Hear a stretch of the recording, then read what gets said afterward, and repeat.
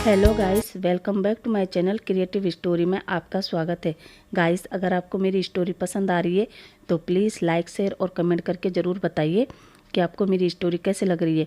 और जो भी मेरे चैनल पर नए आ रहे हैं प्लीज़ मेरे चैनल को सब्सक्राइब करें। Thank you. अब हम अपनी स्टोरी पर आगे बढ़ते हैं। अभी तक हमने देखा कि जहान हुसैन और चैन से कहता है कि हम अपने पेरेंट्स को कन्विंस करेंगे और दूसरी कंपनी में इंटर्नशिप करेंगे, जिससे हमारी नॉलेज बढ़ेगी और हम भविष्य में अपनी कंपनी को आगे ले जा सकते हैं। अब आगे हुसैन कहता है ठीक है जान, मैं इस बारे में अपने गग्गा से बात करूँगा। चैन भी कहता है ठीक है जान, मैं भी बात करूँगा। अब वो लोगों का आज का दिन इसी डिस्कशन में बीतता है। अब जहान शाम को 5 बजे अपने डैड को कॉल करता है। मिस्टर शाह फ़ोन पिक करते हैं और जहान से कहते हैं, हाँ बेटा क्या बात है, आज तुमने खुद मुझे फ़ोन किया, सब ठीक तो है ना बेटा? जहान कहता है जी डैड मैं ठीक हूँ, और आप और मॉम कैसे हैं? मिस्टर शाह कहते हैं हम ठीक है बेटा, और तुम बताओ, बोलो कैसे फ़ोन किया?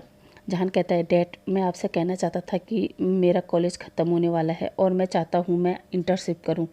मिस्टर शाह कहते हैं ये तो अच्छी बात है जहान, तुम्हारा जब भी मन करे तुम ऑफिस आ सकते हो और ज्वाइन कर लो। तभी जहान कहता है डैड मैं अपनी कंपनी में नहीं बल्कि दूसरी कंपनी में इंटर्नशिप करने की सोच रहा हूँ।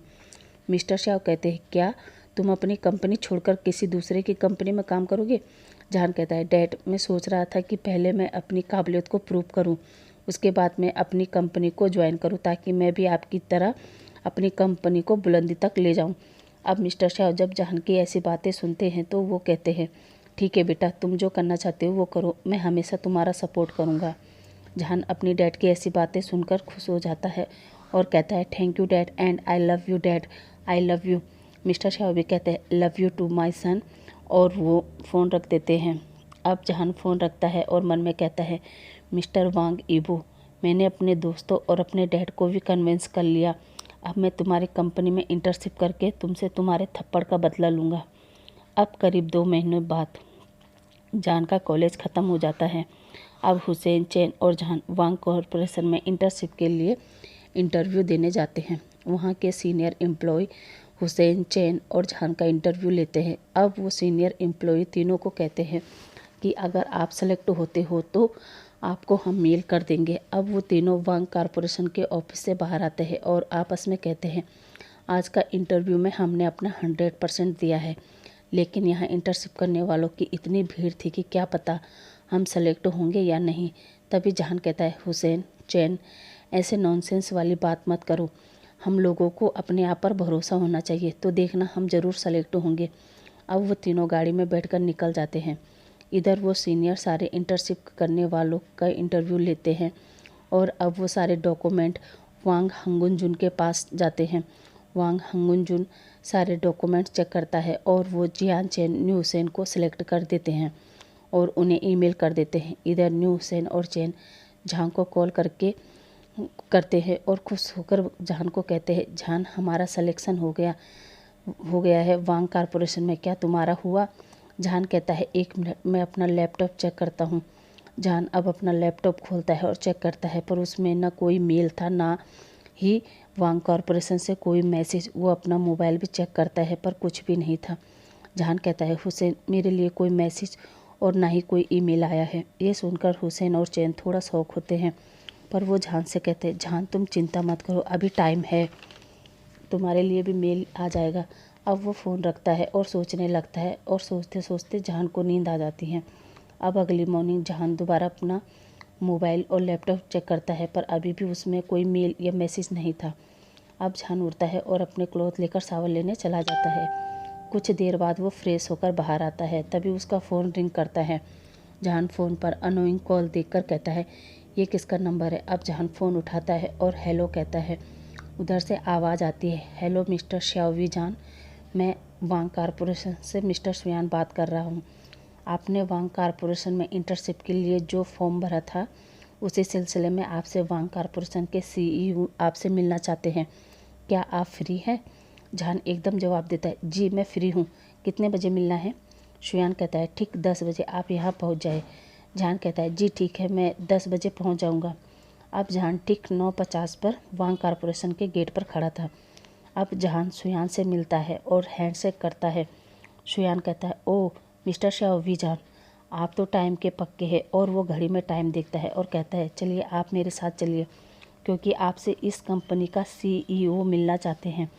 अब जहान सुयान के साथ ईवो के केबिन की तरफ बढ़ता है। जहान सोचता है, वांग कारपोरेशन का CEO कौन होगा, वही पर्सन जिसने मुझे थप्पड़ मारा था या कोई और। तभी सुयान ईवो का केबिन का डोर ओपन करता है। सुयान ईवो से कहता है, ईवो तुमसे जिस पर्सन को बुलाया था वो आ गए। ईवो कहता है, ठीक है, उन्हें अंदर लेके आओ। इधर ईवो के सामने एक पर्सन और बैठा था। अब जहान अंदर एंट्री करता है तो वो ईवो को देखकर उससे याद आता है कि किस तरह उस दिन ईवो ने उसे थप्पड़ मारा था। अब जहान आगे आकर कहता है, हेलो सर, मेरा नाम शाओवी जान है। ईवो बिना जहान की तरफ देखे उसे बैठने का इशारा करता है। जैसे ही जहान बैठने वाला था तभी उसकी नज़र दूसरी चेयर पर बैठे पर्सन पर जाती है और वो कहता है, सोंगलेन तुम यहाँ। सोंगलेन भी कहता है, जहान तुम यहाँ। और वो दोनों एक दूसरे को हक करते हैं। अब ईवो दोनों को बैठने का इशारा करता है और कहता है, मिस्टर जहान और मिस्टर सोंगलेन, मैंने आपको इसलिए बुलाया है कि हमारी कंपनी में एक इंटर्नशिप की जगह खाली है और आप दोनों ने ही इंटरव्यू में बहुत अच्छा दिया है।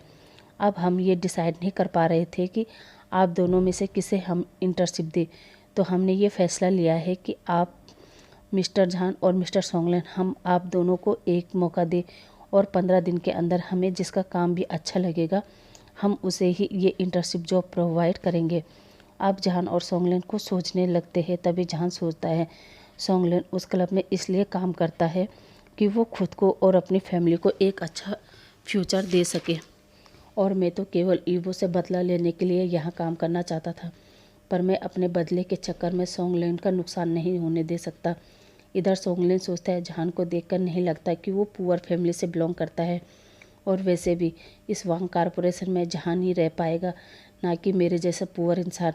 अब सोंगलेन कुछ बोलने वाला था तभी जहान कहता है, सर आप ये जॉब सोंगलेन को दे सकते हैं, क्योंकि मुझे पता है मेरे से ज़्यादा ज़रूरत इस जॉब की सोंगलेन को है, इसलिए आप ये जॉब सोंगलेन को दे सकते हैं। और जहान उस केबिन से बाहर निकल जाता है। पता नहीं पर क्यों ईवो को जहान का ये एटीट्यूड पसंद आया। इधर जहान सोच रहा था, क्यों मैंने इंटर्नशिप को ठुकरा दिया, यही तो मेरा प्लान था, पर सोंगलेन को देखकर मैंने अपना प्लान क्यों चेंज किया। इधर पीछे से सोंगलेन जहान को आवाज़ देता है और जहान के पास जाकर जहान को हक करके कहता है, थैंक यू जहान, थैंक यू सो मच, जो तुमने मुझे ये अपॉर्चुनिटी दी है। अब मैं वो सारे गंदे काम भी छोड़ दूंगा और ये सब तुम्हारी वजह से पॉसिबल हो पाया है। जहान मुझे आज लग रहा है कि दुनिया में तुम्हारे जैसे दोस्त होना भी ज़रूरी है। और उसकी आंखों से आंसू आ जाते हैं। जहान सोंगलेन को दूर करता है और सोंगलेन से कहता है, ऐसी कोई बात नहीं सोंगलेन, मैं जानता हूँ तुम जहाँ भी काम करते अपना बेस्ट देते, और मैं तो यहाँ किसी दूसरी वजह से आया था। तभी सोंगलेन कहता है, दूसरी वजह? तभी जहान कहता है, मेरा मतलब मैं तो यहाँ बिजनेस के बारे में एक्सपीरियंस लेने आया था, पर कोई बात नहीं, मैं कहीं और भी ले सकता हूँ, और ना भी ले सका तो कोई बात नहीं, मैं अपने डैड से सीख सकता हूँ। इतना सुनकर सोंगलेन अब दोबारा जहान को हक करता है और अंदर ऑफिस में आ जाता है।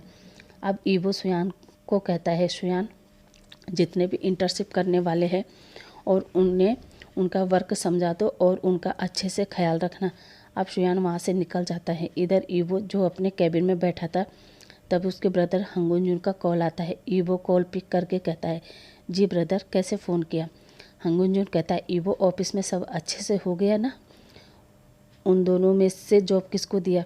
ईवो कहता है, गगा, मिस्टर शाओ ने खुद ही ये जॉब मिस्टर सोंगलेन को दे दिया।